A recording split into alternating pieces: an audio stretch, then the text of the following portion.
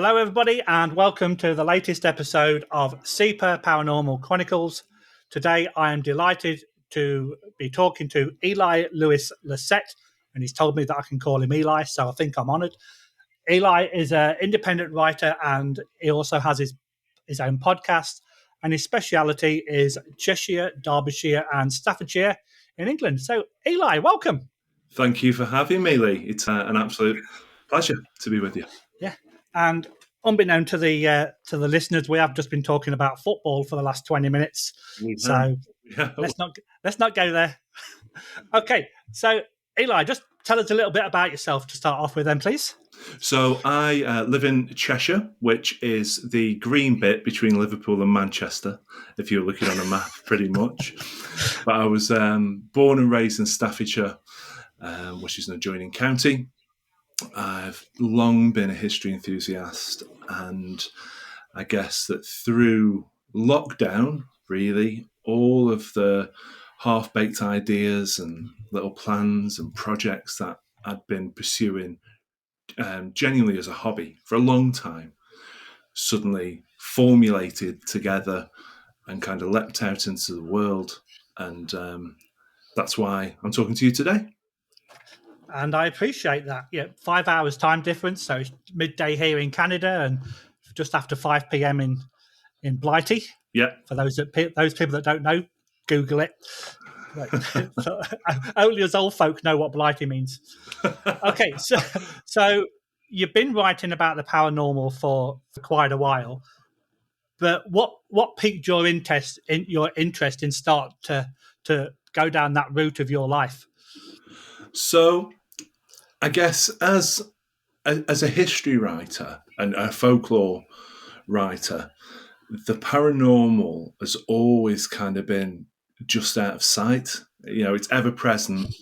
Some of the old tales, particularly in the realm of folklore, you're only ever a couple of yarns away from a ghost appearing. Do you know what I mean? So it's ever present. Now, because I spend a lot of time in the kind of history arena, there's kind of two sides to it where a lot of people like to keep those two topics very distinct. But for me, I think that's a losing battle and not a battle anyone needs to fight, really, because the truth is, wherever there's history, if you look hard enough, there's some kind of paranormal or supernatural attachment there. And also, if anything, if a ghost's involved, it gets the history remembered. So that's often what actually brings it into light. And it's always been with me. As I grew up, my kind of first foray into understanding the connection between history and the paranormal, I used to have these kind of picture books when I was a kid of like Robin Hood and King Arthur, and I'd kind of pour through them on rainy Sunday afternoons and learn the legends. And of course, as soon as you're doing that, you're asking questions. Okay, so were these people? Why did they do these things? And as soon as that starts branching out, that's where the paranormal starts coming in, you know, ghosts of monks and things like that. So on a really basic level, it was always there. As I've become more proficient doing that, I guess, actually the ghostly legends, especially in the local area, because my kind of area of expertise, if that's the right word, is the kind of three counties of Staffordshire, Cheshire and Derbyshire, is ever present in the historical legends of the region. And so it's just always been there. It's bedfellows, really. So you mentioned the three shires, so yeah, Cheshire, Staffordshire and Derbyshire. You've already mentioned that you were brought up in Staffordshire and you now live in Cheshire. So where does Derbyshire come from? How does that join the trio? Yeah, absolutely. So where I'm from in Staffordshire, I lived in the Staffordshire Moorlands, which is like an enclave just north of Stoke-on-Trent that borders both Derbyshire and Cheshire. So when you're going about your daily life, you're forever crossing the borders of those counties. So you just as easily go out for a meal in Cheshire as you would to go and do your grocery shopping in Derbyshire. There's three kind of industrial towns. If you imagine them on a triangle kind of on a map, you've got Macclesfield in Cheshire, Buxton in Derbyshire, and Leek in the Staffordshire Moorlands. And they're very close together. It is like a borderland region. And over the last 1,000 years, if you like, and particularly then boosted through the Industrial Revolution at the end of the 1700s, those three population centres have been intertwined and reliant on one another in every aspect that you can think of. So it's quite a natural grouping, those three counties, particularly in the border regions. Anybody who lives there will consider those other areas, those counties, home as much as they would where they actually live. Right. So, funny story about Derbyshire. When I still lived in the UK, we're driving. I think we was going to Cumbria, me and the wife, before we got married. And I threw her the map book and I said, right, just find me the road that heads towards Derby. And she's like, I can't find it. It doesn't exist. I said, what do you mean it doesn't exist? It's a big city. And she went, how do you spell it? I went, Derby. She went, oh, you mean Derby? I found Derby, but I can't find Derby. It's like, oh my God. It is strange. So if you weren't from England or from the UK, there's a few things like that I think I'd be the same. Yeah. So it's like that's been a joke like for forever that we don't say things correctly. Derbyshire. So, yeah, that's it. Yeah. Let's not get started on Worcestershire though, because that completely confuses people. So when you started your historical writing, like, what made you start focusing on that? Yeah, sort of like, did you like history when you were growing up, or what was the channeling that made you start your historical writing? Yeah, absolutely. So I'd always had an interest in history. When I was really young, I'd often, through my dad, he would take me to castles and things like that. Obviously, we're quite blessed in this part of the world for medieval history. So it was always there. And it's funny now as I look back, I found some of my old school reports a couple of years ago from when I was like 8 or 9. And knights and castles and stuff is mentioned constantly through it. So I must have been a really intense kid on this stuff. And then you grow up and moved out of the area, moved to Manchester, came back to Staffordshire, and it's still with me. But it was when I got to Leek, L-E-E-K, the spelling, Leek in the Staffordshire Moorlands, which is a really ancient market town. And I was living there for about a year that I really got into the local folklore.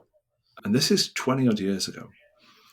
And there was aspects of the local folklore that brought together all the kind of strands of interest, I guess, that I wasn't even aware of. I wouldn't have been able to quantify what I was interested in prior. But the local folklore there brought everything together, not just the history, but the mystery of it, that supernatural element.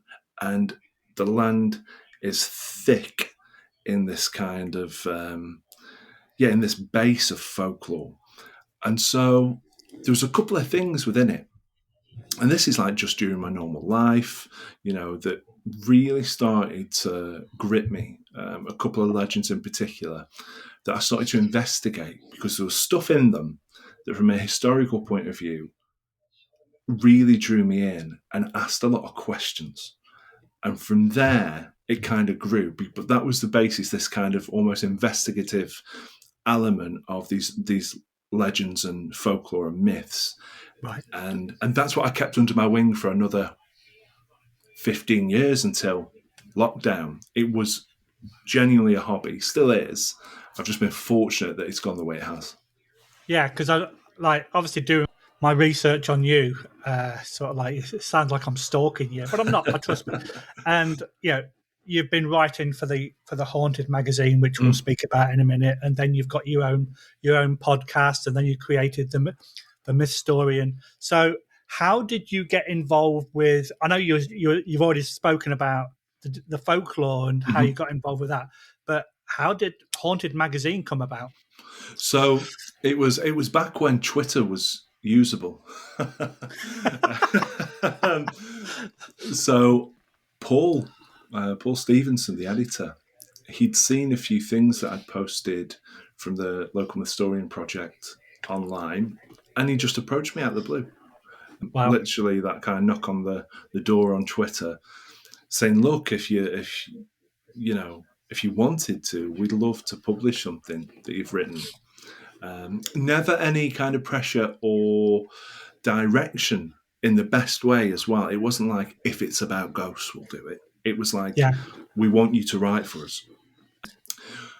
And from that point in time forward, I suddenly had an outlet for the paranormal stuff that was always on the shelf beside me, if you're with me, during my normal writing. And I could really delve into that because I'd had a couple of experiences in my life prior where, well, I guess this will be a saying for a lot of listeners, and maybe for yourself, I don't know. If you have a paranormal experience and you rationalise it completely, and I'm not someone who's obsessed with, I really want an experience, right? A couple of things happened that have no other explanation. I know that they're kind of cast in stone. Suddenly I felt I was enabled to foster that stuff into my writing. So to answer your question, it was through Twitter. Paul got in touch and I started submitting articles, and that's been 3.5 years ago we started, I think. Yeah, because it's like I started subscribing to the Haunted magazine 18 months ago, between a year and 2 years ago anyway. And I've always been fascinated in the paranormal and folklore because, like you said, it goes side by side. And like I'm flicking through some of these pages, and I hadn't really thought about doing the podcast at this point, but I'm thinking, some of these stories are really cool, and we're going to speak about some of those stories in a few minutes. But this is where I got my source for getting loads of guests for the podcast. Because it's like, Eli Lewis-Lycett. Oh, like Headless Horseman. Oh, that'll be it, and stuff like that. And it's sort of like, right, let's create a spread list. Let's write down all these articles that these people have done, and then reach out to various people and invite them onto the show. Now that we were creating a podcast, but where did the Mythstorian come from? So did you start with the Haunted magazine and then go to the Mythstorian, or was it the other way around? The other way around. So when during lockdown, which I've since learned, so many kind of passion projects kind of took shape in the creative world during that period.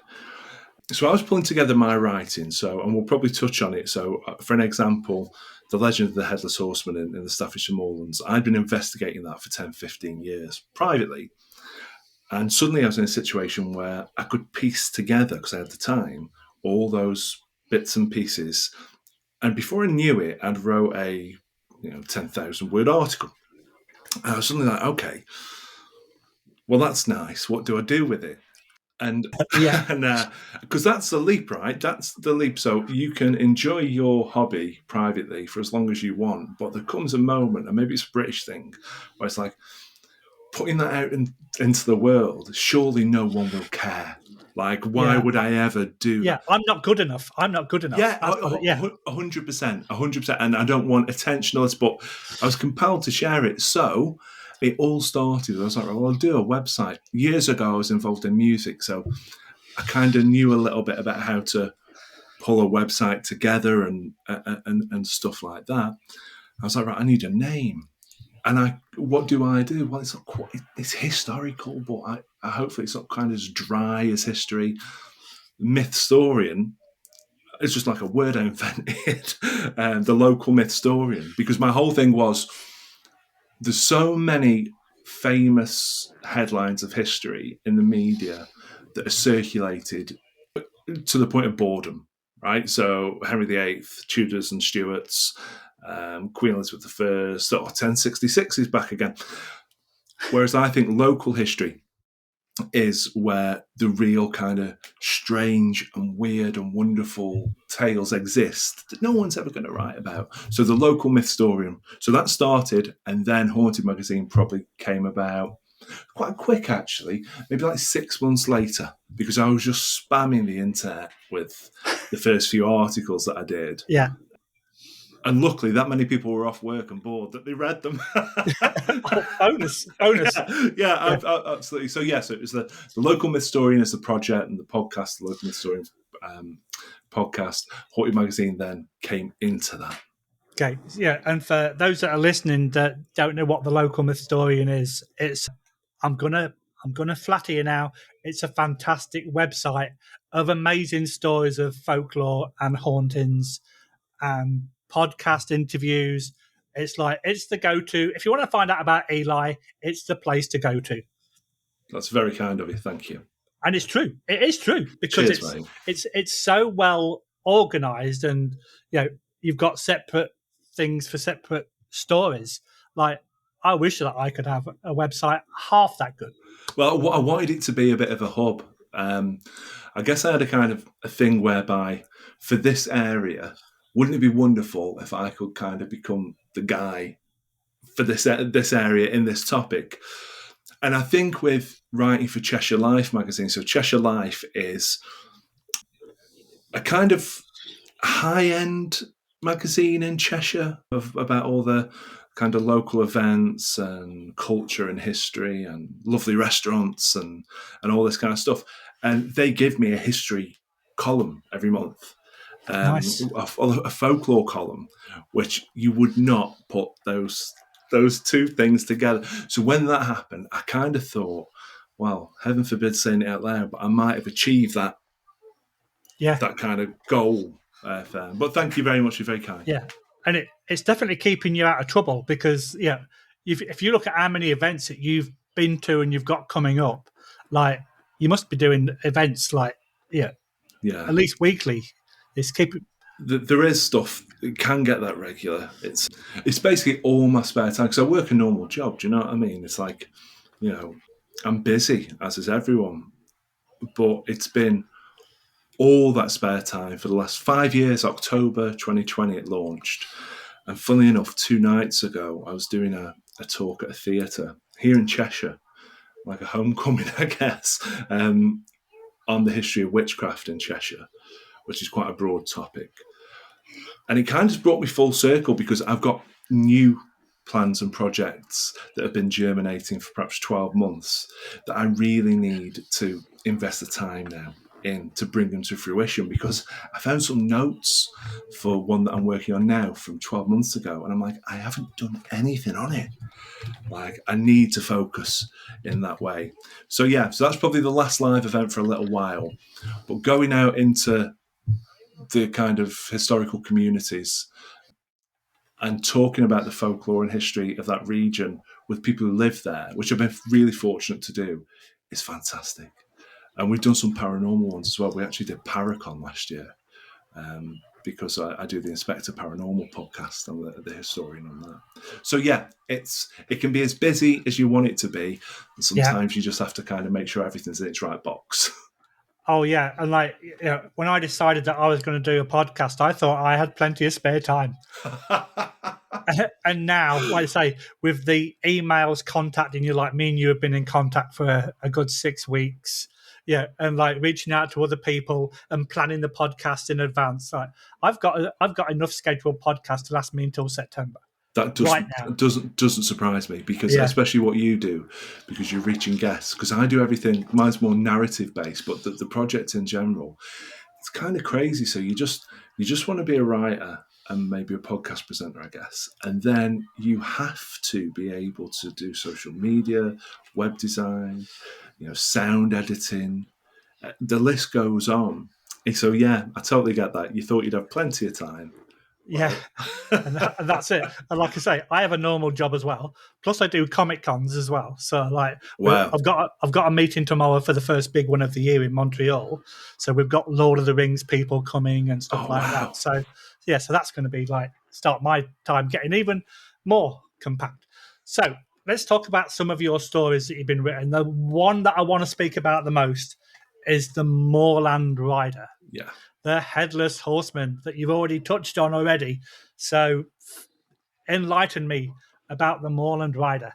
So this subject, the Moorland Rider, the Headless Horseman of the Staffordshire Moorlands, without this, I don't think I would have, I don't think I'd be talking to you today. It was something that encapsulated everything that drew me into folklore and history and everything I wanted to kind of do through the Local Mythstorians. So there is a legend in North Staffordshire and the Staffordshire Moorlands, this borderland region between Cheshire, Derbyshire and Staffordshire, of a headless horseman. And the accounts were committed to record in the 1860s by a chap called John Slay, who was one of these antiquarian writers who went out into the community and captured the myths and legends of an area before they were lost forever. And in the 1860s, this is embedded in local culture. So the Headless Horseman appears out on the trackways between the villages. Always when a farmer is coming back from market, and would spring upon them and take them atop his horse and bound away through the local countryside at such a kind of pace and with such ferocity that inevitably the farmer would be injured or die. And there's several accounts recorded in the 1860s. Well, that's fascinating enough in its own, but that's only the tip of the iceberg, because this Headless Horseman character is still relatively recently reported in the area. So in the Staffordshire Moorlands, the most famous place is probably Alton Towers, which is the biggest theme park in Europe, like a British Disney World, if that's, it kind of works for people, and attracts a lot of tourists, millions of tourists. 2011, a Japanese family are kind of doing the tour of the region, going to the football stadiums and all this, and end up going to Alton Towers. They're returning from the towers at night to their hotel, and apparently the Headless Horseman is waiting on the road for them. And they've got no concept of this legend, right? So for them, it's just a bizarre occurrence. So that gets reported in the local press. Lots of local people, I did a talk there, still reporting a horseman sighting. So you've got this stuff going on, and you can view that purely as a ghost story, if you like. Okay. But when you poke that story a little bit, something incredible happens. So wherever we find Headless Horseman legends, in the UK and further afield, there's typically a load of same motifs in that legend. The rider is carrying his head, or when he isn't, he's looking for his head. There's always an origin story, right? Civil War, battle, kind of Jacobite rebellion, or further back. There's all this stuff. There is nothing with the Headless Horseman of the Staffordshire Moorlands. So you've got this ghost sighting. And let's touch on that. Those accounts were recorded, and it says so actually in the recording of them, with such vigour that people believe this. So that's a question in itself, right? What are people seeing? Because it would appear, as I say, since then, even going back, I think it was in the 1990s, there was a local woman in the village of Butterton, part of the Moorlands, who had seen the horseman twice, and people still living there now, because I've met some of them, believe this lady, her name was Hannah Wood, this story. So people are still believing that it's very real. But the legend in general, there's no origin story. Now, the Civil Moors in the Moorlands, very easy to connect an origin story there. There isn't one. Bonnie Prince Charlie marched through the Moorlands as he was trying to take the crown of England in 1745. Lots of stuff happened. No headless rider legend rose in its wake. So you go back in the history, and a couple of things happen. So we know the story must have embedded in the local population by at least 1600, right? For it to be that widespread in folkloric terms come the 1800s, you've got at least 200 years of this being a local tale. But there's no origin. So what we find is a moment in the 1300s where this fella who was like a local a local figurehead for the population of the Moorlands is in a feud with the abbot of a local abbey, and he's decapitated, right? So things come to a head, he's murdered, he's murdered on a market day, he's on a horse, and all these things start tying up. You have, and it's the seismic moment in Moorlands medieval history, is the story of a headless horseman. Right. So it's like, right, so this is a folk memory. But at the same time, what are people seeing? Because they wouldn't have known that. And then you have this other bizarre aspect where the Arthurian legend of Sir Gawain and the Green Knight is almost certain was written in the Staffordshire Moorlands. It was written in a dialect the year after this chap John de Wharton was beheaded, in a dialect that was only spoken within a kind of 30-mile radius of the Staffordshire Moorlands. And that is a story of a headless knight, a headless rider.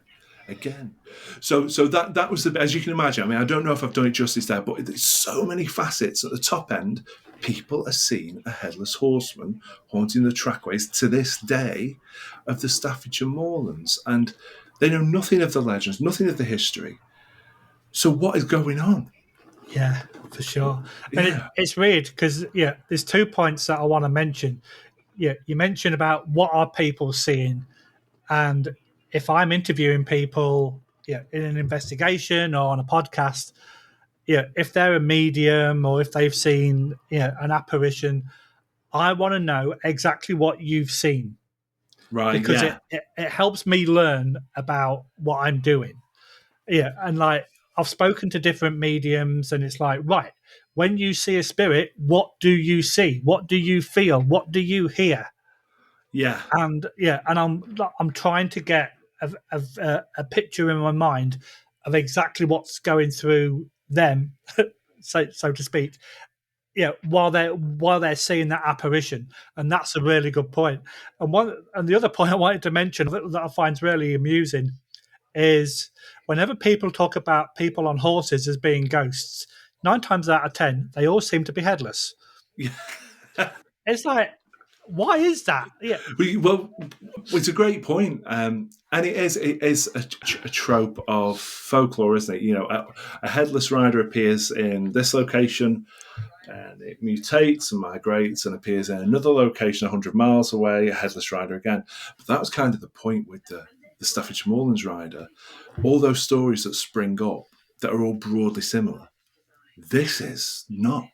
No one's saying that's the ghost of such and such who they're saying nothing. They're just going, there's a headless rider haunting the trackways of the Staffordshire Moorlands, and loads of people have seen it. So I like to think it's real, Yeah.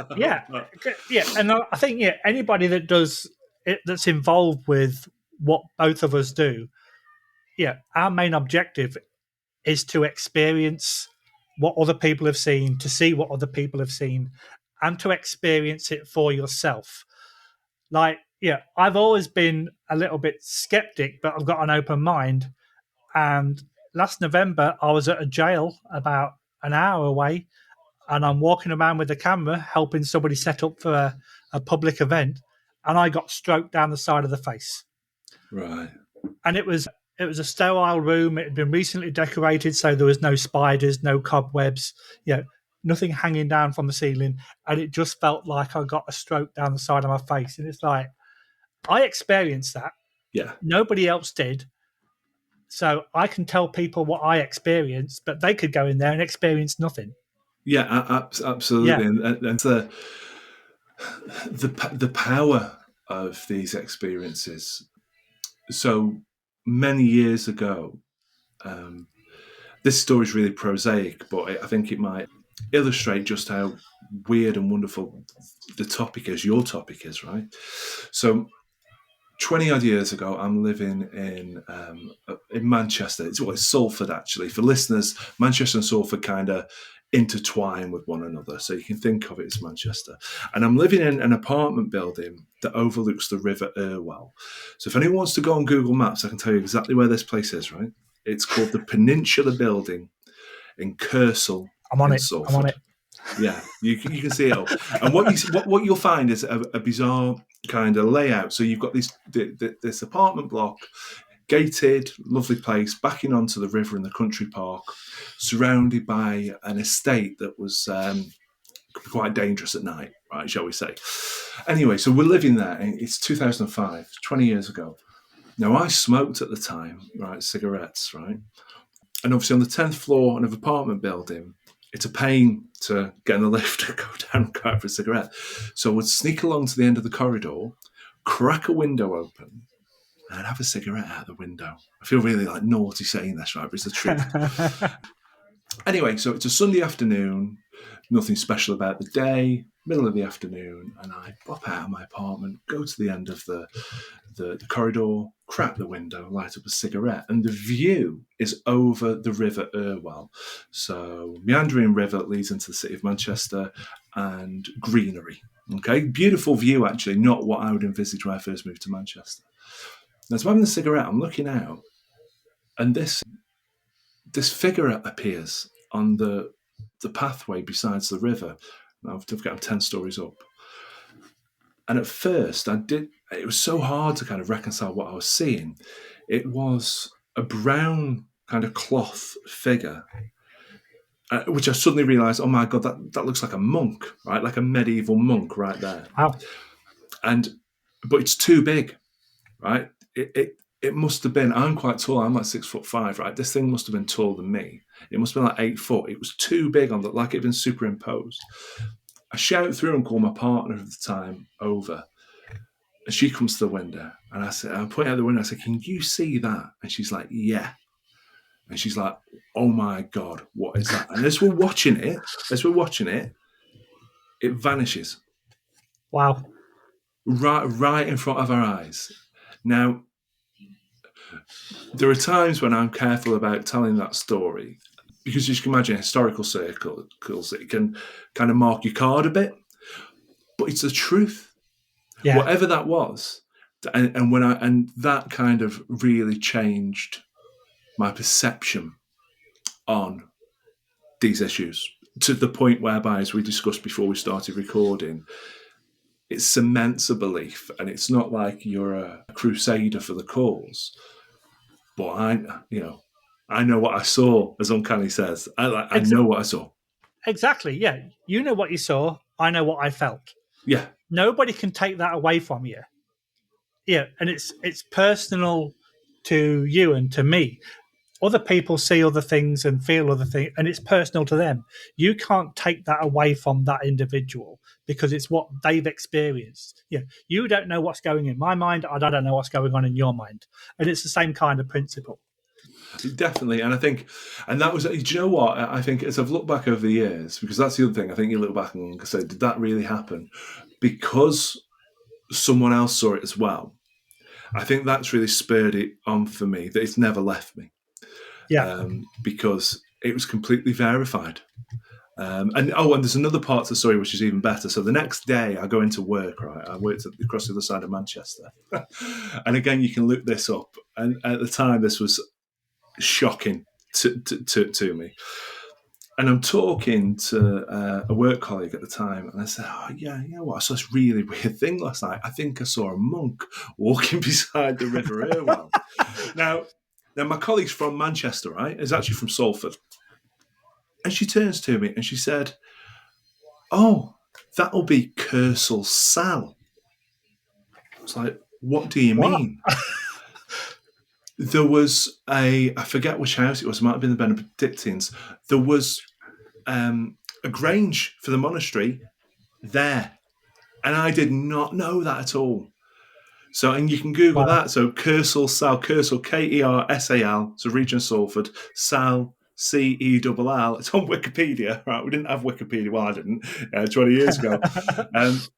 So what does that do to your mind, right? That's like... Exactly. Like, boom.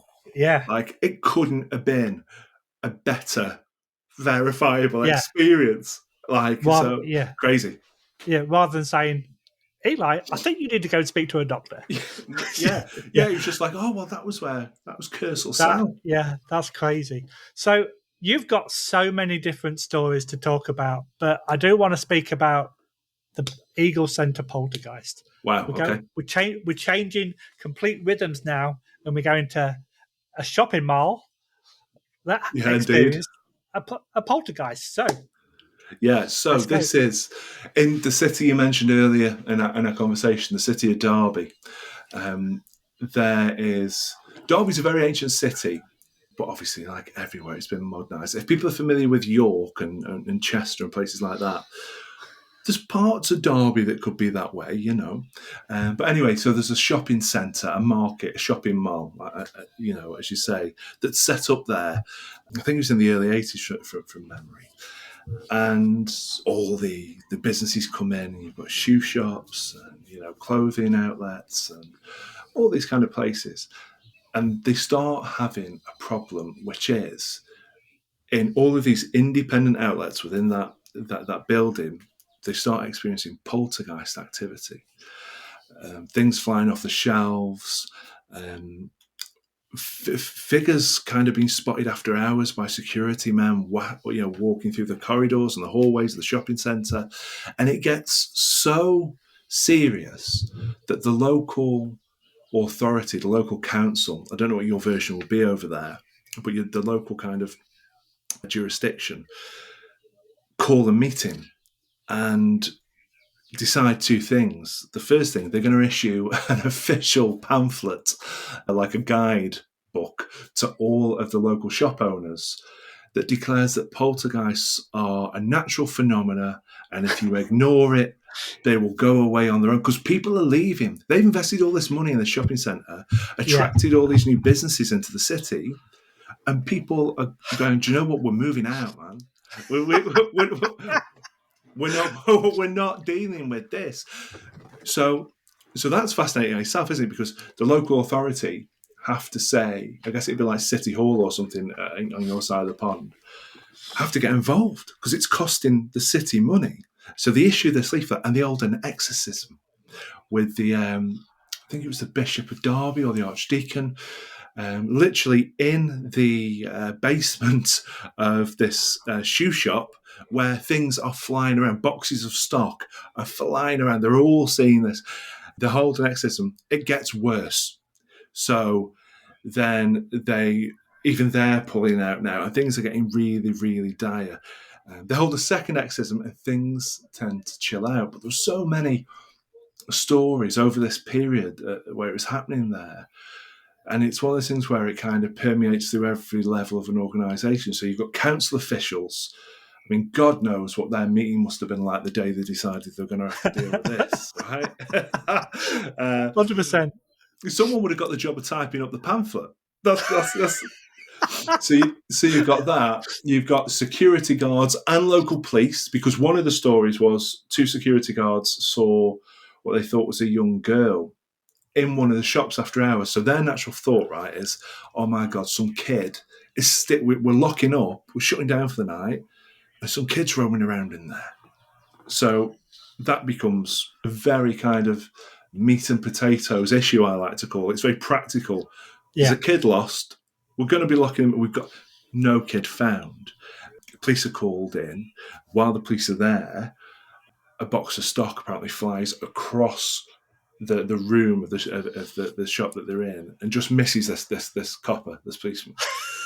So his testimony is then used to kind of beef up the need for the shop owners going to the council saying, look, even the police have come, right? And this place that you've told us to invest in, and we've moved from another area of the city, and we've redesigned the storefront, and we've spent this money, and look at our fantastic shop, is now haunted, and we can't get any customers. But en masse, I think there's like 12 retail outlets that were involved in it. That's crazy. In it. And, you know, you hear them stories about, oh, you know, this legal case proved that ghosts must exist because it was passed out, and there's never anything behind it. Well, that happened. Yeah. That actually happened. Yeah, crazy. So is anything still happening there, or did it just stop? Or it's gone. It's gone. So the Eagle Centre as it was is no longer there. It's now part of a much bigger shopping centre. I think it's an Into. So we've got some of these kind of regional super malls, if you like, in the UK. Trafford Centre in Manchester, Blue Water It's not quite on that level, but it's much bigger and grander. It's a great place to go shopping, actually, if you live around here, because it's got all the top names and half of the people. Do you know what I mean? So that's still there. But there was an interesting thing, apparently, that area of the city many moons ago, it was a kind of front line between the Danelaw, so the Vikings, who were, people forget, for hundreds of years controlling a big swathe of England, and the Saxons. And this really bloody kind of battle took place there. That was and that might be reaching a bit into the archives for what could have caused that, but that was the thing that came out of it. So, just like so many things, I think poltergeists are so fascinating for me from a historical point of view. The one thing that gets my go is when these interviews about poltergeist cases, and it's all, it's a teen girl throwing things around. The same phenomena in the same structure has been reported for literally 2,000 years all over the world in those cases. If there is one area of paranormal study that really is the base point for us going, right, okay, something is going on, it's surely poltergeist. Yeah. Because there's no fakery, as in, how does, like the case at Himpton and Antner in the 1760s, I think it was, it's got the same phenomena as like the Battersea poltergeist or something. It's like nearly 300 years apart. Yeah. And don't forget, this before the internet. I find that fascinating. Poltergeist cases that were happening, say, up until the 90s or the early noughties, it isn't like there was a culture of, right, if we find something on the internet, we can say that's happening here. Didn't exist. Yeah. So the skeptical answer is all these people across all these literally hundreds and hundreds of years in different locations have all decided to make up the exact same stuff without talking to one another. I know. Come on, man. Yeah, it's crazy. And I've actually done some online courses, and I've done about ghosts and hauntings, and I've done about poltergeists. And, Borley Rectory, I had to do a small paper on it. And then when you dig into Borley Rectory, you find out that, yes, some of the activity was real, but then the investigator was found to have pebbles in his jacket pocket. So he was kind of like encouraging the investigation. And, the Enfield haunting, there's been TV shows about it, made into a movie. Again, same kind of thing. A couple of pieces of this were real, and then there was a little bit of fakery involved. It's a shame, isn't it? It is. But going back to like hundreds of years, different locations, and they're reporting unnatural incidents that are happening. There's got to be something going on. And taking the same path. So, eerie feeling, noises around the house, scratching in the walls, banging in the walls, things start moving. I find it really, there's no money. So that's the thing. If there was money in it from a academic standpoint, there'd be university grants handed out and people would do the research. That's what it all comes down to with this stuff. So it's the kind of purveyance of private investigators to look at this stuff.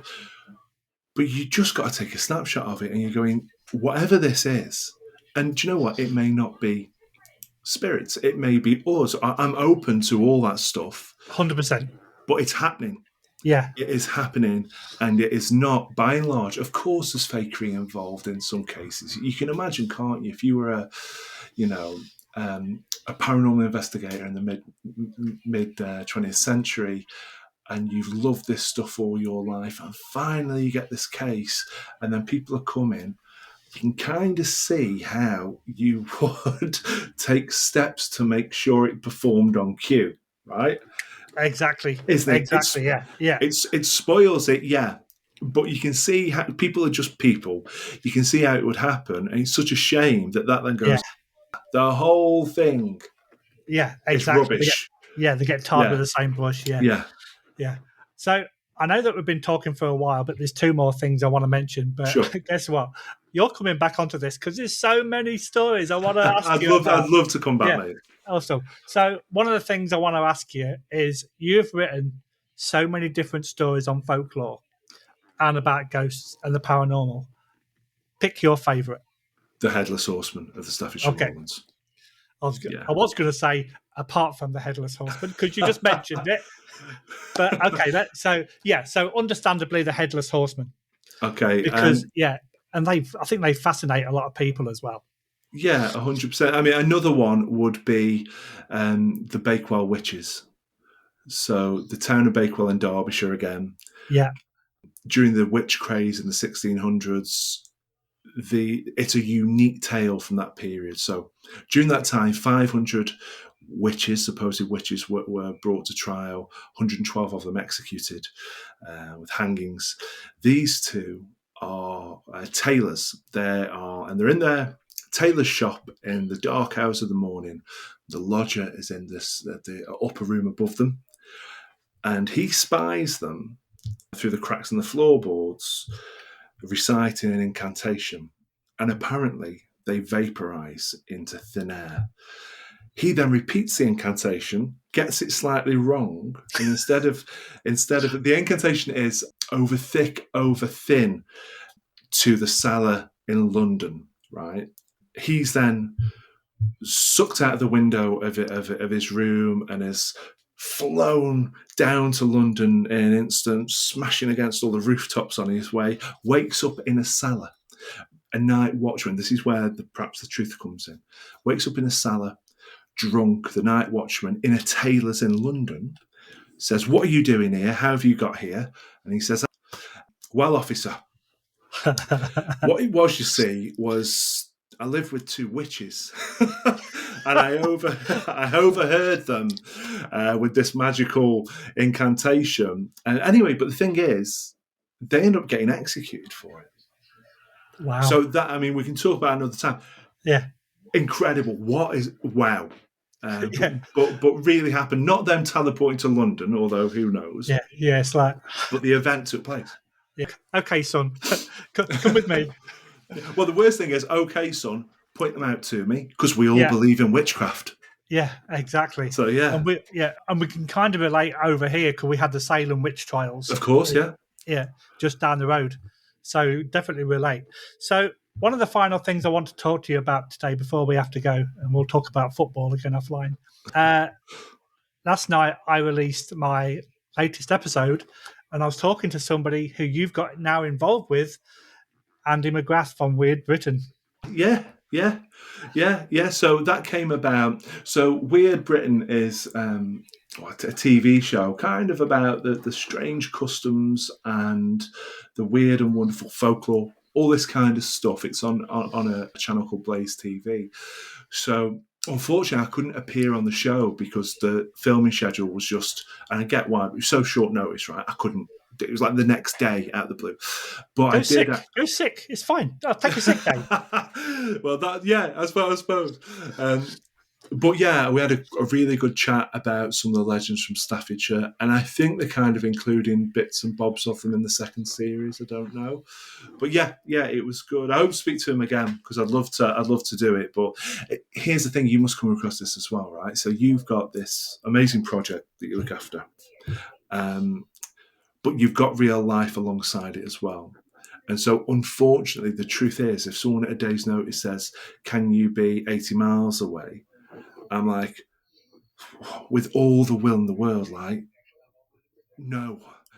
Yeah. It's like, and I think that's something people perhaps don't realise. Unless you're fortunate enough to be in that stratosphere where it is your full-time kind of job, which is very few people, right?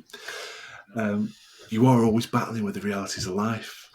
Yeah, for sure. Time. But yeah, great chat with him. I wish him very well. And it's like it was quite relevant, the fact that I was going to talk to you about that today, and I released his podcast last night. And he's another great guy, he really is. And you mentioned about like having a day's notice. I've spoken to 3 or 4 people that have either been on TV here or in the UK. Like I spoke to Barry Guy a couple of weeks ago. I listened to that episode. Yeah. And like, because of their film schedules, you're kind of apprehensive right up to the time that you see them on the screen. Yeah, are they going to be able to make it? Because we do a lot, like say I mentioned earlier about the Comic Cons. We get guests cancelling at the last minute because they've been offered a new film project. Yeah, and that's a lot more money than turning up to a small convention signing autographs. Of course. People get a bit pissed about that, but it's like at the end of the day, their career comes first, and that's what you have to realize. Yeah, and it's the practical reality, isn't it? Exactly, and I'm absolutely fine with that because I know that people have real lives. But I'm a firm believer in communication. Don't just say, "Oh yeah, I got called out after the event." If you think you can't make it, Lee, I might be late, or I don't think I can make it because of A, B, C, and D. And I'll go, great, let's reschedule. Done. It's sorted. It's definitely true. Something I've come across, not for a while, thankfully, is obviously I get invited to talk quite a lot at people's events and stuff like that. And sometimes it might be a really kind of worthy cause, like a charity event or something. And I will still charge nominal expenses. And the reason is, I mean, to be honest, I'll give it them back at the end of the night, right? Because I'll probably sell a load of books there. So if I do, fine. But the reason is that investment.